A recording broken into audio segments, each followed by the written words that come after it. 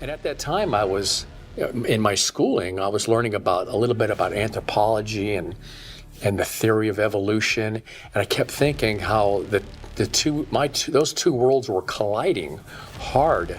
And even at that young age, I knew that somebody had to be wrong. Either they weren't really seeing this animal, or what they were teaching me in school was flawed. We left from the landing area, and we started going across the lake.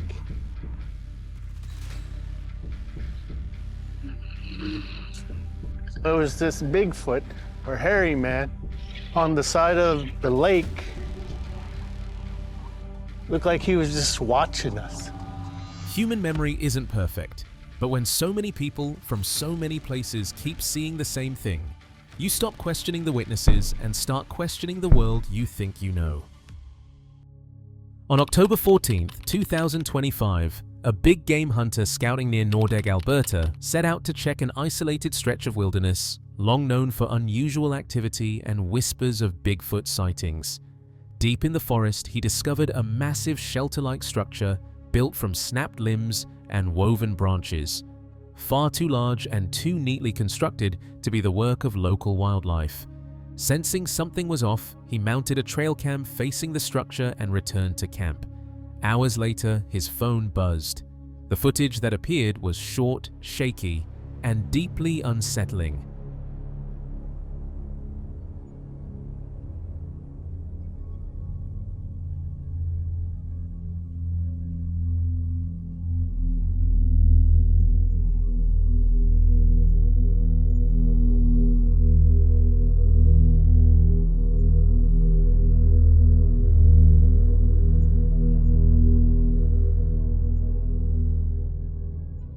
A towering, dark figure moving between the trees, shoulders unnaturally broad, its silhouette heavy and deliberate. Whether it was a hoax or something real, the size alone was unlike any known animal, and just as quickly as the footage arrived, communication with the camera went dead. A week later, the hunter returned with a partner. They approached the location cautiously, expecting nothing more than a malfunction. Instead, the entire site had changed. The shelter was partially torn apart. The ground was disturbed, and the trail camera, the only device that captured the figure, was gone without a trace. Whatever walked past that camera didn't want to be filmed twice. This sighting comes from just a few days ago, November 20th, 2025. A deer hunter preparing for the late season hunt set up two game cameras on a remote hillside, one aimed toward the slope, the other toward a narrow trail along the ridge. For hours, everything looked normal. Deer wandered peacefully through the frame, grazing, pausing, and moving on. Exactly what the hunter expected. But then the ordinary stopped. From the steep hillside, a large bipedal figure emerged into view.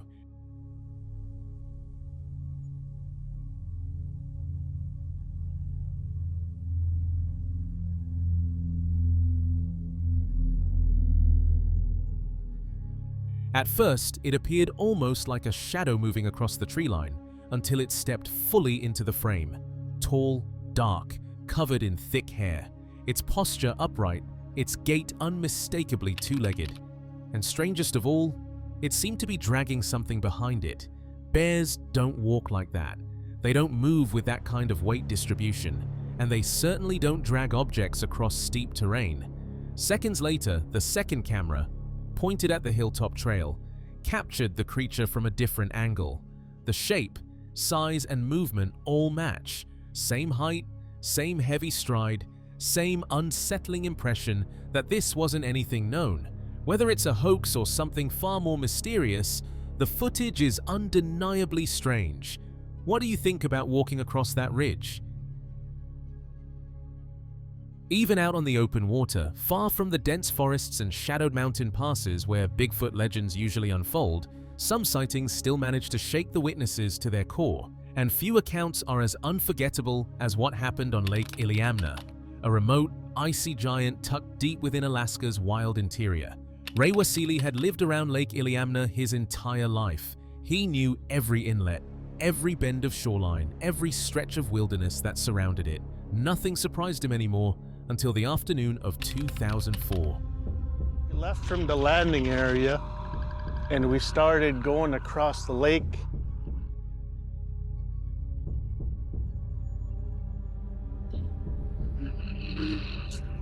There was this Bigfoot or hairy man on the side of the lake.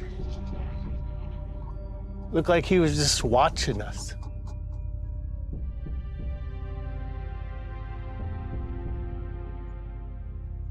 We were just getting ready, and I look off to the right, and I can see this black figure. Ray, his brother, and their friend Sarah Armstrong were preparing the boat for a short camping trip. It was calm, quiet, the kind of day where the lake looked like a sheet of hammered steel under a soft sky. They pushed off from the landing and began gliding across the vast water. Ray wasn't expecting anything unusual, but then he looked up, and everything changed. On the lake's edge, standing alone on the gravel bank, was a figure, tall, covered in dark, coarse hair, and unmoving as if observing them. At first, Ray couldn't process what he was seeing. It was too large, too upright, too human-shaped. His breath caught. Sarah noticed it at the exact same moment. "We were just getting ready," she later recalled. "I looked off to the right and saw this black figure. I was trying to adjust my eyes, figure out what I was seeing. And as I was about to ask Ray, he said, 'What the hell is that?'" Both of them stared, stunned, as the creature's outline sharpened in the daylight. This wasn't a bear. It wasn't a trick of the light. It was tall, towering even. Ray estimated it at 9 to 10 feet at least. Stocky shoulders, long arms, thick, flowing hair rippling in the faint breeze. And then, just as suddenly as they had seen it, the creature was gone. One blink, one breath, and it slipped into the trees without a sound. "It was shocking," Ray said afterward. "You don't expect to see something like that. And then for it to disappear that fast. How do you explain it?"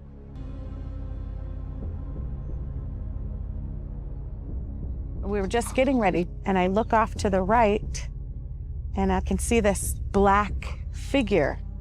And I'm trying to adjust my eyes and focus and figure out what it is I'm seeing. And just as I'm about to ask, "What is that?" Ray says, "What the heck is that?"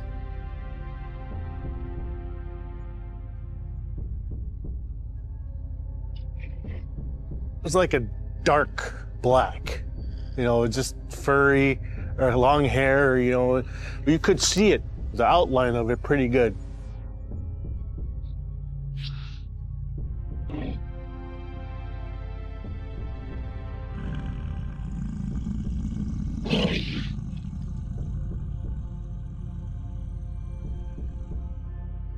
We could tell that it was at least 9, 10 feet. And then, bam. Just like that, it was gone.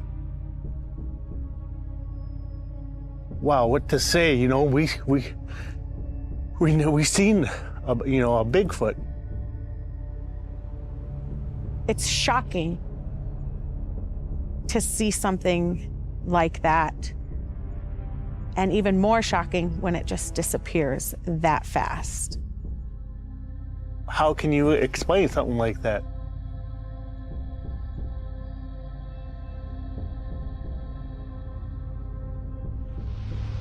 Cliff Barackman, a well-known Bigfoot investigator, offered his own thoughts. The people of the region live among bears every day. They know their shapes, their behavior, their movement. A standing bear has a snout, rounded ears, sloping shoulders, traits impossible to mistake for the flat face, conical head, and massive upper body of a Sasquatch. Kokkedok is in a very wild area, and the people who live here live amongst bears. There is almost no chance whatsoever that they would be confusing a standing bear with a Sasquatch. Bears have snouts, they have ears, they lack the large shoulders, and they habitually move about on 4 legs. While Sasquatches have a flat face, a conical head, wide shoulders, and usually walk around on 2 legs. To think that these people who live here 365 days a year would be silly enough to mistake a bear for a Sasquatch. Well, that's not giving the local people credit. And according to Kituvituak Lichard, a native shaman from the area, this wasn't just a random encounter. The native people had known about these beings long before Western explorers ever arrived. To them, the hairy man wasn't a myth, it was a fact of life, a powerful creature you respected, avoided, and never trespassed upon. Q. Lichard comes from a long line of native shaman. Stories of Bigfoot go way back. They go way further back than when Westerners came here. The native people knew about them for a long time. And they weren't considered a mythology for the native people. They're just considered a fact of life. You respect them, you don't mess with them because they're powerful. You don't enter their territory. The traditional description of the creature is also a perfect match for modern-day sightings. Bigfoot are probably about as wide as I am tall. They have very broad, muscular shoulders. Imagine encountering something that's 6'2" across and 8 foot tall, 12 foot tall. It's a pretty intimidating creature. Still shaken but curious, Sarah and Ray did what few would attempt. They returned to the exact shoreline where the creature stood. And there, pressed deeply into the soil, were enormous tracks. Human-like in shape, complete with toe and heel impressions, but far too large to belong to any person. For Sarah, the moment felt almost sacred. Private, mystical, she said, like something you shouldn't disturb. Whether physical, spiritual, or something in between, the creature of Lake Iliamna left behind more than just footprints. It left questions that echo through the wilderness to this day. They say kids today are fearless, bold enough to walk into mysteries most adults wouldn't dare to acknowledge. And in this case, they might be right. But before we get to the young cameraman's footage, we need to start with the man who unknowingly set the stage for it. In northwestern Pennsylvania, a seasoned hunter began noticing something deeply unsettling. For weeks, every time he entered the forest, he felt watched. Not the ordinary sense of being observed by wildlife, but a heavy, deliberate presence. A tall, dark silhouette appearing and disappearing over the ridgelines. Something keeping pace with him, hiding behind trees, peeking from behind boulders, always close enough to remind him he wasn't alone, but never close enough to identify. Concerned, and admittedly shaken, the hunter decided to figure out what was trailing him. Bear, stray humans, something else. He set up several trail cams throughout the hills and returned home, hoping to capture a clue. What he captured was more than he expected. Well, that was in a different area. It wasn't here. Regular trail cam works on movement. What do they call that? Looking down over where you have a good view. Yeah. That's what I usually do. And I don't just go and put them in like where a bunch of stuff's in the way. I put them so I can get wide view. Yeah. So you'll get like 12,000 photos, a day on it. In the summertime. And how long do yours then? There was a tree there, and there was like a little head that popped out. Right. Remember that one? Right. And then it wasn't there in the next one. And those don't run off of infrared. They just take pictures. One camera showed a massive, shaggy figure stepping out from behind the trees. Not running, not fleeing, but approaching. The creature moved right up to the lens and stared directly into it, almost like it was curious who had placed this strange little device in its forest. The photo was too clear, too close, too sharp to be brushed off as a leaf or a bird. You could see the hair, the shape, the face. It looked disturbingly close to what people describe as a Sasquatch, but the hunter wasn't the only one who captured something strange in Pennsylvania's woods. Now, the kid. This is going to be the update on the Bigfoot sighting video I did yesterday. And there's a couple things I want to do this video. Like the comments were saying, I want to do some size comparisons, stand by the road rail, and try to get the same camera angle. And I want to try to walk its path, but before we do that, I want to go ahead and look for tracks and like broken trees or broken shrubs or anything that would indicate something big was going through there. A young creator running the channel WH Outdoors placed his small camera deep in a wooded hillside around 2 p.m. overlooking a creek. He expected maybe some deer, maybe raccoons, certainly nothing extraordinary. He left the camera running for an hour. 35 minutes in, something stepped into the frame.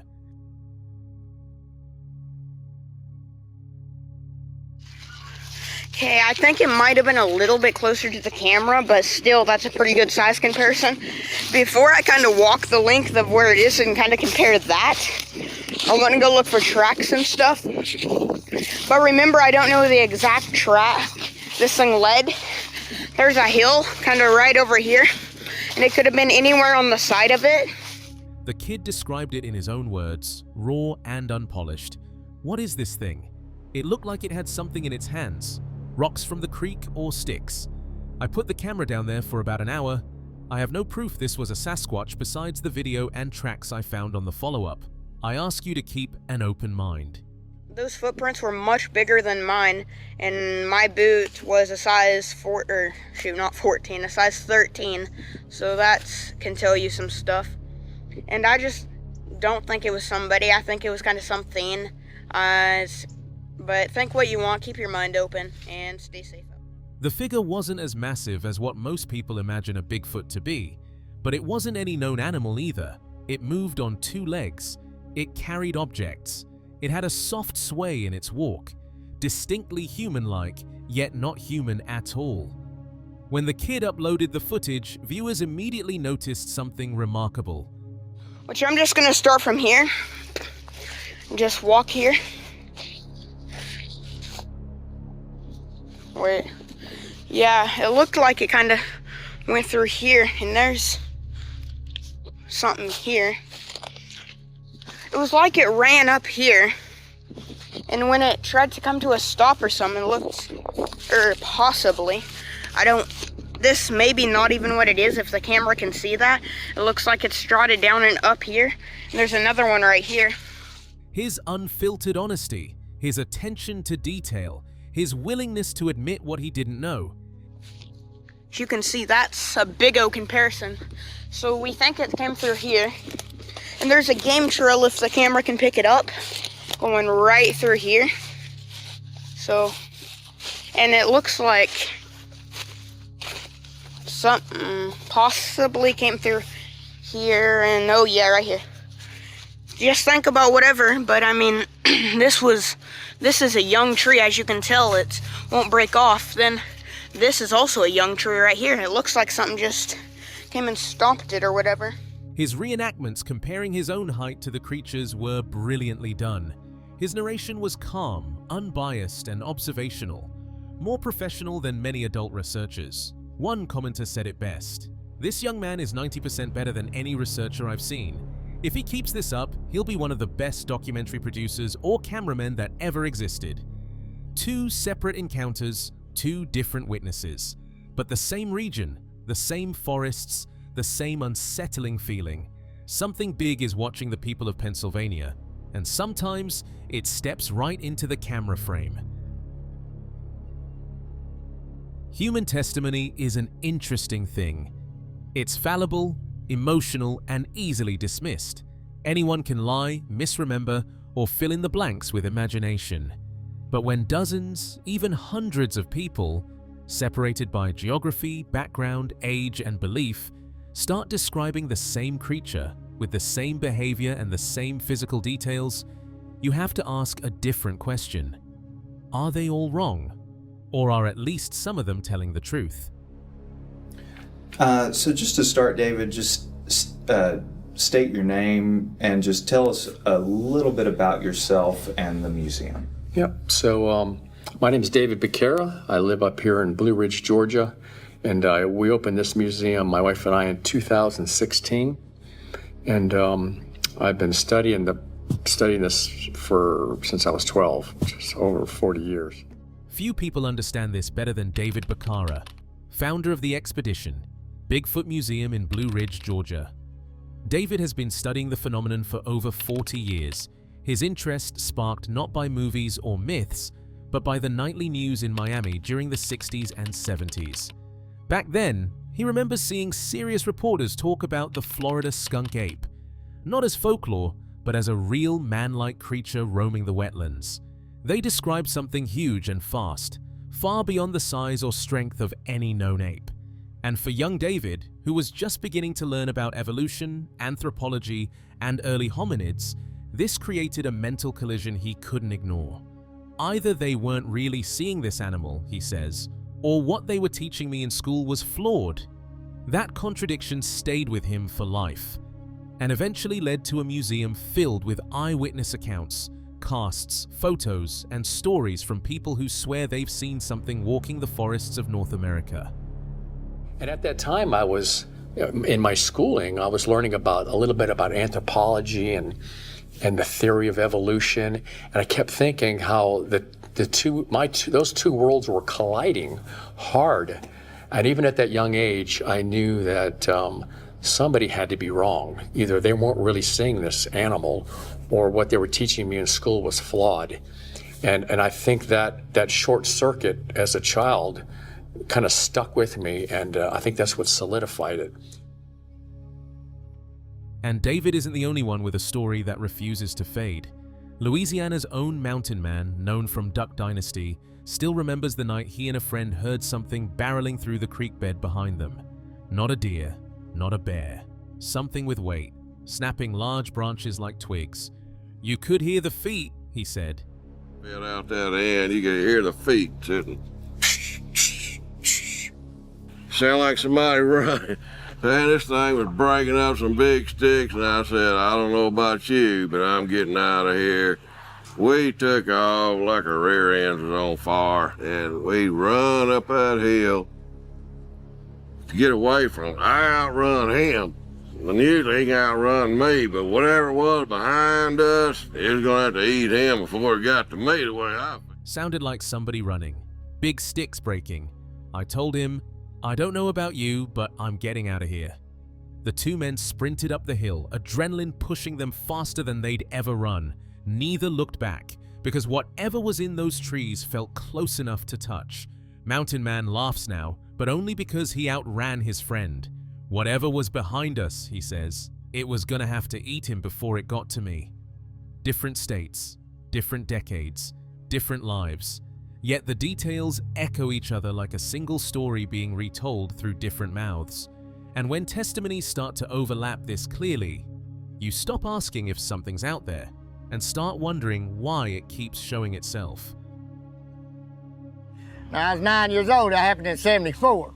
And whatever, that fence row was growed up in rose bushes. It had a fence in the middle, but it was wild rose bushes all the way down it. He couldn't get through it, but he was on the other side of the fence. So I said, I told you, you better answer, you're scaring me.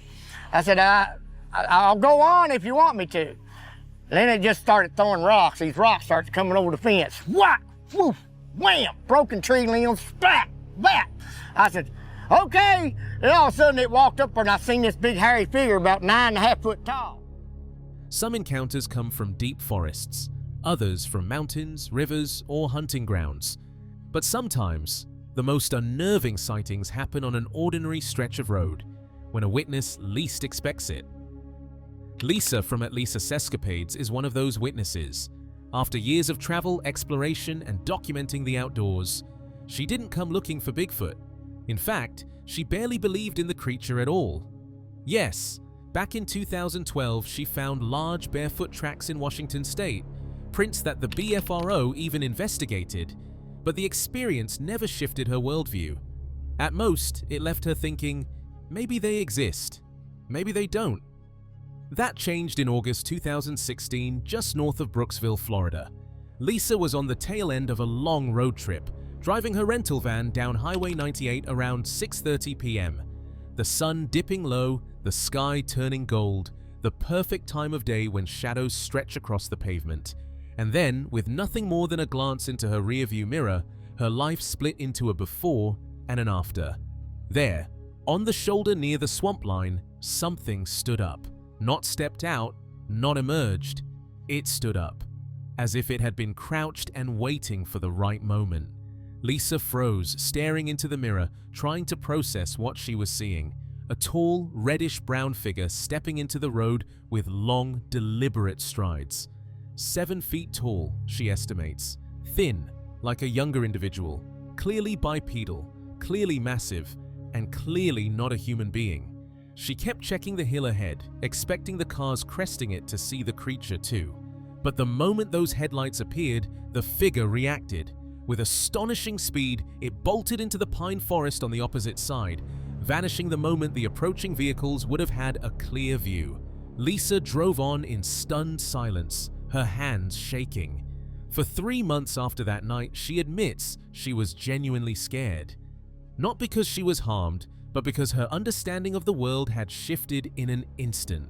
She went from maybe to absolutely. That single moment pulled her into a world of research, exploration, and investigation.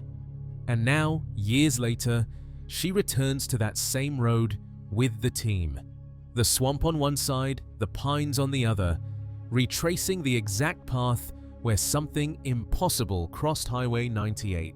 Because some sightings fade with time, but the real ones, they change everything. The sighting happened by complete accident. It was never part of the plan. On their way home from a week-long Bigfoot expedition in Colorado, the Rocky Mountain Sasquatch organization planned to return through Spanish Fork until a massive wildfire shut down the entire canyon. Traffic was diverted up Indian Canyon, a route they never use. And that single reroute became the reason one of the most startling encounters in their history occurred. As they drove upward, stuck behind diverted traffic, Kelly noticed 3 trucks on the roadside, each towing boats, with several people standing beside them, clearly confused and trying to figure out a new way home. Jenny was driving. Kelly was resting, exhausted from the expedition. But then, out of nowhere, he saw something across the draw. A massive, dark figure standing upright, nearly level with their line of sight. Kelly immediately recognized what he believed was a Bigfoot, around 9 to 10 feet tall, pitch black, broad with long legs and a domed head. It stood partially concealed by brush, staring directly at the people with the boats. From their angle, the people couldn't see it, but Kelly could. He started shouting for Jenny to pull over. At 45 to 50 miles per hour, she couldn't stop immediately. And by the time she reached the next turnout, Kelly grabbed his camera, jumped out, and sprinted back toward the sighting. But the creature had vanished. He scanned the mountainside, filming the entire time, hoping the camera would catch what his eyes no longer could. As he approached the spot where the boat crew had been, he realized they had already packed up and driven off, completely unaware of what had been watching them. Kelly had seen it clearly for 5 to 10 full seconds before it disappeared. He could see the gaps between its legs, both arms, and its wide frame. From his angle, it was completely visible. From theirs, it was naturally hidden. In the following days, multiple confirmations came in. A tanker truck driver reported seeing a similar giant black figure on the opposite side of the pass during winter. A Portals to episode featured a rider in nearby Duchenne who saw and chased a nearly identical creature months prior, a large black Bigfoot that outran his horse. Kelly and Jenny later returned to the site, combing the mountain for signs. Nothing explained what Kelly saw, except the possibility that the fire, the diversion, and timing all forced the creature into the open. A perfect storm for a brief but unforgettable encounter. On April 16, 2024, Brett, the man behind the Desert Sasquatch YouTube channel, set out on what should have been a normal day of exploring abandoned mines, tracking wildlife, and searching for signs of Sasquatch. He'd walked these mountains dozens of times, but this time, he got far closer to something than he ever thought possible. The day began like any other: scattered bones in the brush, collapsed mine shafts, and strange caves that looked just a little too lived in. Brett had explored the region long enough to know the difference between an old shelter and something that was actively being used. And something about this place felt occupied. I keep coming across all these bones right in here that I haven't ever...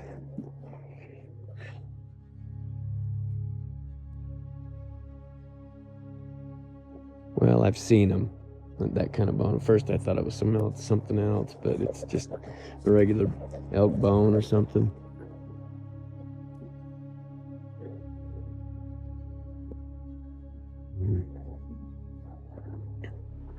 I thought it'd been like drilled on or something. It hadn't. Mine after mine appeared along the ridge. Some caved in, others spiraling deep underground. What's up in there? If anything. Looks like they caved it in. There's a little cave something's been sleeping in. Look at that. There's a great big cave right there, and I don't know what's in it. It's got me thinking. Old homesteads, crumbling rock shacks, and primitive shelters dotted the landscape. Rock shack thing. I'm not sure why it was here. Really nothing going on. But anyway, it's just old. We'll put some work into it, that's for sure. Brett's instinct warned him not to get too close. These were the kinds of places where things could hide, and you'd never know until it was too late. Yet, curiosity kept him moving forward. I don't dare get too close. I just don't even know how deep that goes. And the second one's right here. I shouldn't even be on this little piece of stuff. I mean, see, these are the kind of places where things could hide, and you'd never know where they were. As the terrain thickened, he started hearing footsteps. Heavy, deliberate, too loud to be a mountain lion, and too controlled to be an elk. But every time he turned, nothing was there. The forest swallowed sounded like a living thing.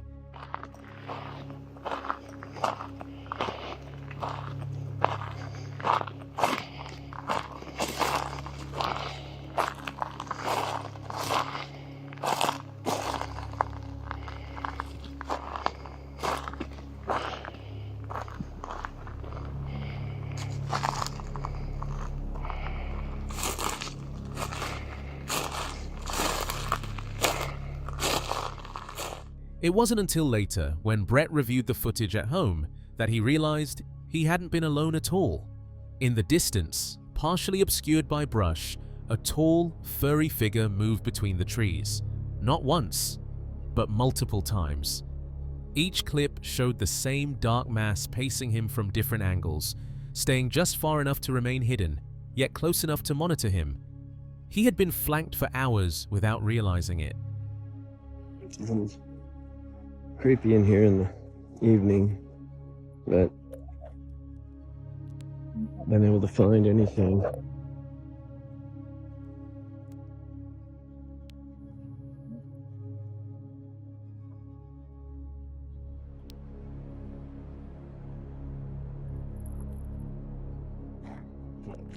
Bed. It's just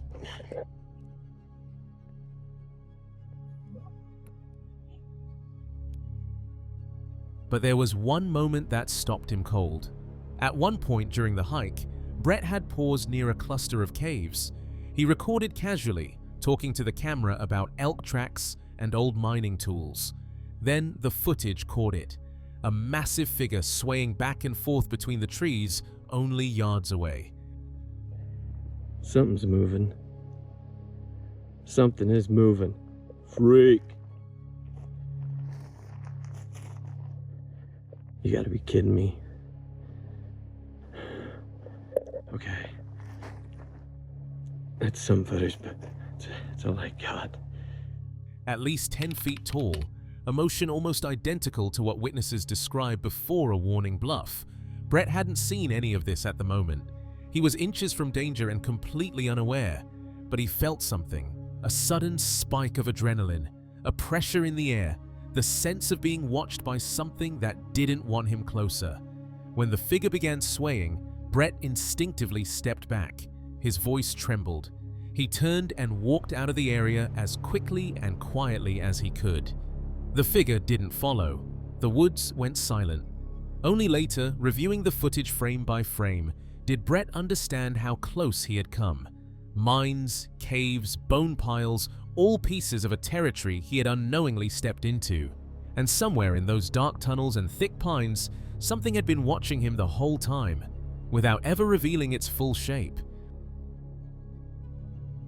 And last but certainly not least, we turned to a piece of footage from a YouTube channel called Farah, a channel known for going where few dare to go. In this particular expedition, the team hikes and camps through the very stretch of wilderness many have wondered about for more than half a century, the legendary site of the Patterson-Gimlin film, Bluff Creek, California, the birthplace of the most debated Bigfoot footage in history. Back in the 1950s, people started finding footprints. Heavy machinery was overthrown into creeks down like this. Some guy named Jerry Crew finally cast one of the footprints. It got blown up. That's how Bigfoot got its name. People kept coming back and looking for whatever's making these footprints. Well, the Hoopa natives that were working on the logging crews were telling Jerry Crew and others, well, it's a hairy man that does it. It runs very deep in their... This is where Patty walked, where Roger Patterson steadied his camera, where a few seconds of shaky 1967 film ignited a global mystery. But what most people don't know is that, for years, the original film site was considered lost. Floods in 1964 completely reshaped the land, clearing trees, shifting sandbars, and erasing landmarks. By the 70s and 80s, the site was still recognizable, but by the 2000s, it had become a tangled forest, unrecognizable even to seasoned researchers. That's where Robert Liderman, one of the Bluff Creek project members, enters the story. His team spent years, between 2010 and 2012, doing the painstaking work most researchers had abandoned. Using old photographs from legends like Peter Byrne, John Green, and René de Hinden, they compared stump by stump, log by log, and tree by tree, trying to align every visible landmark with the original 1967 frames. Patterson's view, when he finally stabilizes and gets that frame 352 shot where it turns back and looks at him, he walked up and he kneeled on the log, and this is the view that he had. This is today. This is what it looks like today. It doesn't look anything like the empty sandbar that it was before. This is his frame placed to what I believe is the exact sizing of what it's like today. So this is a blend. So what we're looking at here, you see the frame placed, the 1967 frame placed over my picture, and it's kind of blended in to show you. You see that? They gridded the entire forest in 30-foot squares, mapped every artifact, matched them with de Hinden's 1971 aerial overview, and slowly, the coordinates began to make sense. The old snags lined up, the maple tree matched, the smiley stump fell exactly where it should. Even Patty's famous over-the-shoulder turn, frame 352, fit perfectly into the modern landscape once the overlays were placed. Not the artifacts on the site, but they were familiar with the trees, and they were familiar with the Hinden's X area, which is that big area where the river makes that S-turn. Even Bob Gimlin said that place looked familiar. So that's great, but we needed to confirm it. So the best way to confirm it was to find all the artifacts that were logs, stumps, trees, and match them in positions with the background trees. The team takes viewers right to that spot, standing at the very position where Roger Patterson knelt on the log, fighting with his camera, capturing what he believed would change the world. Today, the empty sandbar is gone, replaced by thick forest and tall debris mounds, but the skeleton of the landscape remains. The same contours, the same background ridgelines, the same signature artifacts hidden in plain sight. And as they explore the site, the team reflects on something profound. How a few seconds of footage filmed here shaped decades of fascination, research, and debate. Whether Patty was real or not, this place is undeniably historic. And standing where Roger once stood, you can't help but feel it. Our next story begins with a father and his son, Jack, seeking a peaceful retreat at a secluded campsite far from the rest of the campground. They arrived in the evening, set up their campfire, and settled into their familiar routine, expecting a relaxing night under the stars. We got there probably about 7:30 that night. Jack and I were very relaxed. We had our campfire going. We were settling into our normal routine.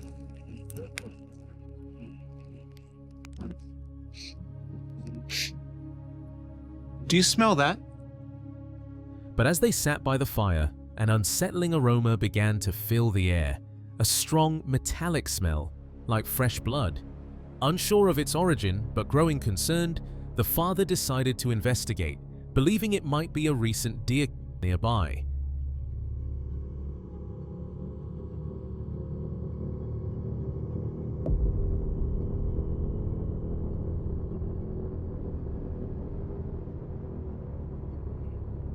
It was very odd. As a note of transparency, I'm not a kind of person that I get feelings in the woods. I'm not that person that says, I feel like I'm being watched. But I started smelling that blood, and I started for the first time ever getting a creeped out feeling. In a heart-stopping moment, he turned back towards the camp and froze. His son's eyes were wide with terror. Standing behind him was a massive black humanoid figure that towered over him, its form so large it nearly blocked out the light from their campfire. At that moment in time, he turned and looked at me, and his eyeballs went boom. I turn around, I see my dad, and behind him was this very large black humanoid figure. It almost entirely blacked out our campfire. When something that's 9-10 feet tall, weighs almost 1,000 pounds, is no more than 10 feet away from you, it's scary. The creature was no more than 10 feet away, a silent, menacing giant that could have ended his life in an instant. Yet, it did nothing but pass by them and disappear into the darkness. Stunned and terrified, they began searching for any sign of what they had just witnessed. We started looking around for evidence like footprints or tree breaks, structures. We saw behind the brush pile where long grass had been pressed down, like something had been squatting there watching us. And we figured out that it had been crouching down behind that brush pile, waiting for us to move out of the way or leave. It would have had to have been very close to our campsite. Their search led them to a large brush pile right next to their campsite. Behind it, they found long grass pressed down, revealing the spot where the creature had been silently watching them. The father, now deeply concerned for his son's safety, knew they couldn't stay a moment longer, but the nightmare was far from over. Over there. I popped my spotlight on and I just shined it up into the woods in front of me, and probably 35 feet away, I see these two big blue eyes looking at me from between two trees. As the father shined his spotlight into the woods ahead, light hit two large blue eyes staring back at him from between the trees. In a moment of terrifying curiosity, Jack ran after it into the darkness. What are we doing? Hey, Jack! And I ran after it to try to see it myself. I was really terrified at that moment, but I wanted to go investigate and see what I could find. So I'm hollering, Jack, Jack. There's something out here, predatorial in nature, that it is not afraid to kill. Overcome with panic, the father screamed his son's name, desperate to get to him before the creature did. As he finally caught up to Jack, who breathlessly described seeing the creature's massive back and shoulders as it darted away. He goes, Dad, I saw it. And I said, what did you see? And he's described the back side of the creature, shoulders and the upper back, as it darted into a brush line leading into the forest. Though they managed to escape physically unharmed, the psychological scars of that night would surely remain. The sheer size and proximity of the creature left them with a chilling understanding of their own vulnerability in the wild. One thing is certain, they were intruders in its territory, and they will never forget the night they came face to face with the terrifying reality of what roams the woods after dark. Welcome to Cabin in the Woods, a channel that dives into the eerie world of folklore and unsolved mysteries. The creator tackles long-standing enigmas, none more famous than the Patterson-Gimlin film. While many call it a man in a suit, he presents chilling evidence that what Patterson and Gimlin captured in 1967 was no hoax. Step by step, he unveils evidence that forces viewers to confront a much darker reality. The analysis begins by challenging everything we know about human movement. The creator explains how the creature's distinct bent knee propulsion and gait would be impossible for any human, especially in a bulky suit. First of all, we have biomechanics and gait. According to anthropologist and primate expert Dr. Jeff Meldrum, the bent knee propulsion that we see from the creature in the film would be impossible, or at the very least highly impractical for a human being. We're just not built to propel ourselves forward with that bent knee stride that you see from the creature in the film. He then highlights the stride length, measured at 41 inches from the footprints left behind. This isn't just a long step, it's a smooth, powerful gait that even a tall human would struggle to mimic without looking awkward, starkly contrasting the graceful, natural movement captured in the grainy footage. The footprints cast by Patterson and Gimlin after they filmed the creature had a 41-inch stride length on average, which is a much longer stride than an average human could comfortably copy, even a taller than average human. I mean, I'm 6 feet tall. I attempted some 41-inch strides before making this video. I just wouldn't look nearly as graceful as the subject of the film does, even at my height and with rather long legs. It's just not doable for human beings. The investigation then moves from the creature's walk to the very anatomy beneath its skin, or fur. We are shown that in the stabilized footage, one can clearly see muscles flexing and moving with each step. We're pretty good at making realistic monkey and monster suits nowadays, but we still haven't mastered the ability to recreate authentic muscle movement, the flexing and changing of shape and hardness of muscles that we see beneath the skin of real creatures, ourselves included. But in the Patterson-Gimlin film, you can clearly see that we have flexing calf muscles as the creature propels itself forward with each footstep. We see flexing thigh muscles, we see glute muscles changing and flexing. The narrator highlights the visible flexing of calf, thigh, and even back muscles, a level of detail that special effects experts of the time, and even today, would find nearly impossible to recreate in a suit. The argument is simple and terrifying. Suits don't have muscles, but living creatures do.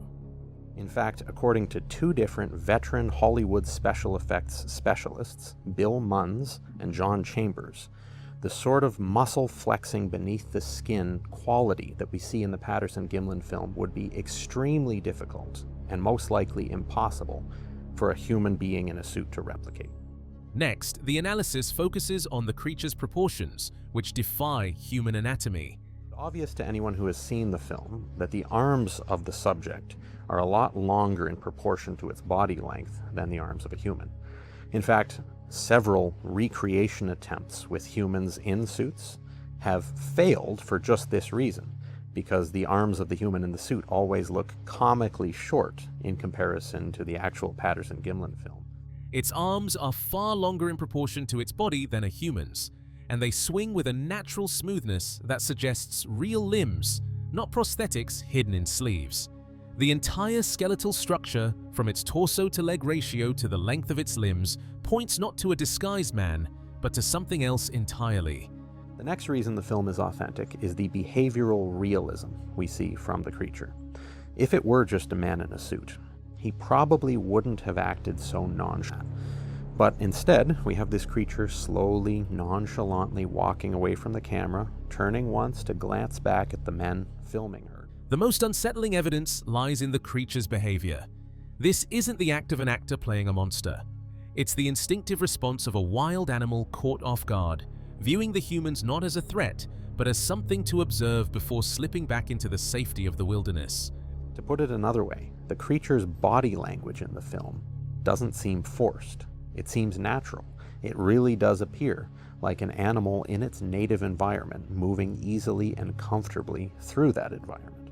Finally, the creator dismantles any lingering doubt by listing the numerous respected scientists, physical anthropologists, primatologists, and biomechanics experts who have studied the film and concluded that the subject is a genuine, non-human primate.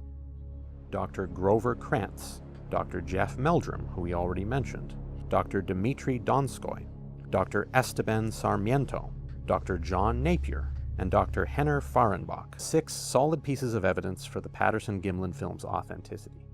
The weight of this expert testimony transforms the film from a piece of folklore into a potential scientific document. The video leaves us with a deeply unsettling conclusion, but the evidence presented points to a far more disturbing truth. We can debate the footage forever, but the question remains, what happens when it's not on camera, but standing right in front of you? Meet the creator behind Rocky Mountain Sasquatch, a YouTube channel devoted to exploring the rugged, isolated landscapes of the American West in search of Bigfoot.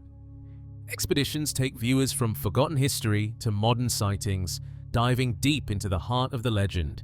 But as he and his companion would soon discover, some myths are rooted in terrifying truths you never want to face. Jarbidge Mountains are a gateway to a Bigfoot sighting hotspot. Idaho's, I had to take a closer look at the history of this very remote forest on the south side of the Sawtooth Mountains. I visit the area to take a good look around for Bigfoot evidence. Here is some of the history that I dug up on Jarbidge. The journey begins in the Jarbidge Wilderness, nestled on the edge of Idaho's Sawtooth Mountains, an area notorious for Bigfoot sightings. The host sets the stage by recounting the brutal history of the region, including the harrowing survival story of Rita Chrétien, stranded for 47 days in this unforgiving landscape. There's many legends, Shoshone and Paiute, that come out of the Jarbidge area. It is about a giant, kind of like a ghost story, but maybe it has some relation to Bigfoot. They call it Tusahabits. Tusahabits lived in a rugged, remote canyon. He was a very large and hairy creature. He ate the native Shoshone and Paiute, and so legend has it, they never went into the Jarbidge country. The true horror of the area emerges through ancient legends. He speaks of Soa Pitsa, a massive, hairy, cannibalistic giant known to the Shoshone and Paiute tribes, one that hunted anyone foolish enough to wander into its territory. All right, I don't know what that is. Can you see it? Yeah, you need to get out of the back door. It's sitting there, but I don't know what it is. See, it kind of looks like he's sitting there, like that's his. Does it look like anything to you, or is it just? It just looked like that's its head right there, and that's its body. It's like sitting there. I don't know. As they scan the rugged mountainside, the camera operator catches sight of a dark, unmoving figure high up on the slope. Its distinct shape, a head, a body, and what appears to be an arm, stands out against the surrounding rocks and trees. A heavy unease settles in as they focus the camera on the strange silhouette, waiting for it to move. It would have moved by now if it was a Bigfoot sitting there. It looks like his head keeps moving, but the whole thing is shifting. It does look like the head moves. I know, it's creepy, huh? That's why I started going, I need a tripod. Should have got up and walked off by now. Probably. Yeah. Anyway, it's still interesting, whatever it is. For several minutes, they hold their breath, filming the still figure. Its shape is unnervingly deliberate, too defined to be a stump or shadow. The host admits his fear, recalling the shock of first seeing it. Despite the distance, its presence is undeniable. They debate its nature, but the longer it remains motionless, the thicker the tension becomes. Is it a creature of immense patience, or just a trick of the light? I don't know. That'd be so cool if it stood up and started walking away. But it's just still sitting there. Doesn't it look like something sitting there? It does. But it hasn't moved. It's just still sitting there. It even almost seems like a big old gorilla sitting there. I That's know. his bottom leg and his shoulder and arm and his what head sitting out. That's why I was freaking out, because it looked like shiny. The shape resembles a large primate, like a gorilla too closely to dismiss. Yet its absolute stillness defies any logic for a living creature. Miles from civilization, Deep in a land steeped in dark legends, they find themselves staring at something that shouldn't be there. There was also a sighting that took place in January 23rd, 1980.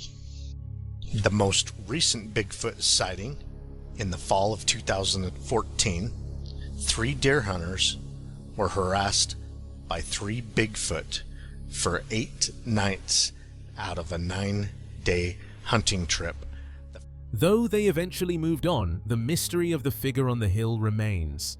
Was it merely a coincidental rock formation that fooled the eye, or were they being silently observed by a creature that has haunted this wilderness for centuries?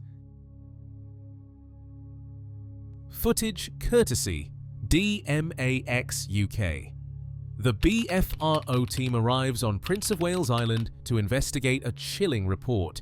A 12-year-old boy, Osh, claims to have had a terrifying close-range encounter with a creature he believes was Bigfoot. During a meeting with the mayor, the team learned that Osh had encountered a gajiet, the name the Haida people give to Sasquatches, just outside Heidelberg.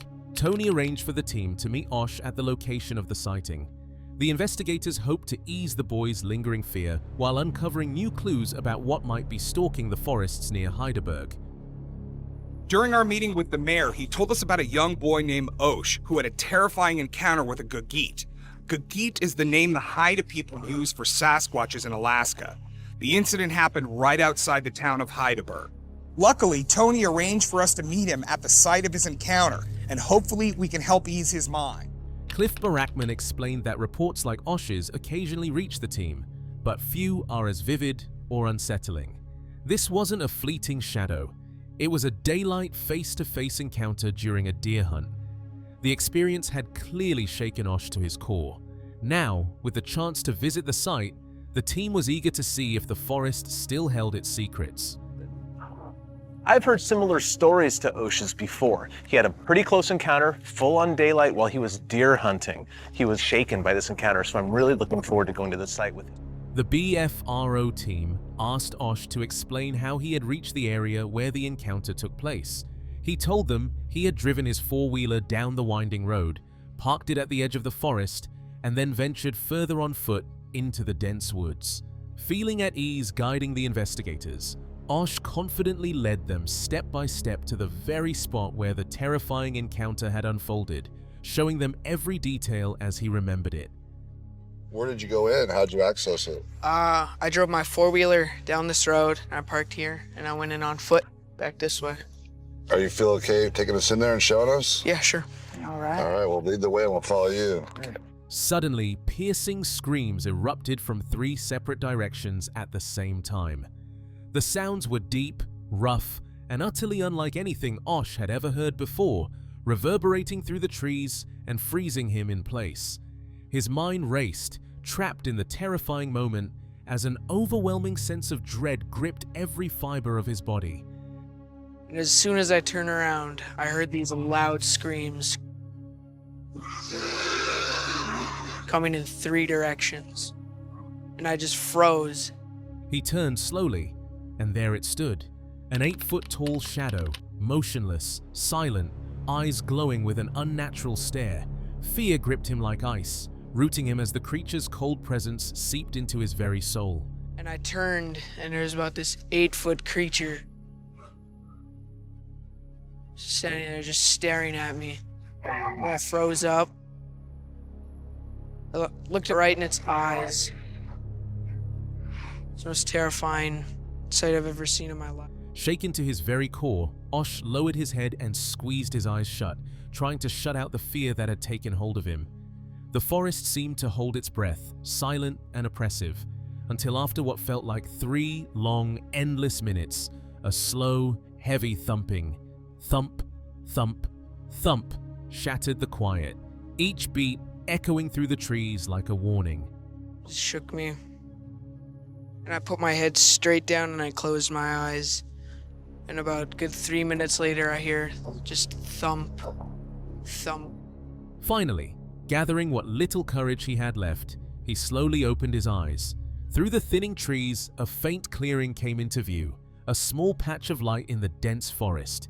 Yet all around him, the haunting screams of unseen creatures continued to echo, chilling him to the bone and reminding him that the danger was far from over. And I open my eyes and I look up and I could just see trees just clearing, although the screams were still going on from the other creatures. It was walking away from you? Yeah.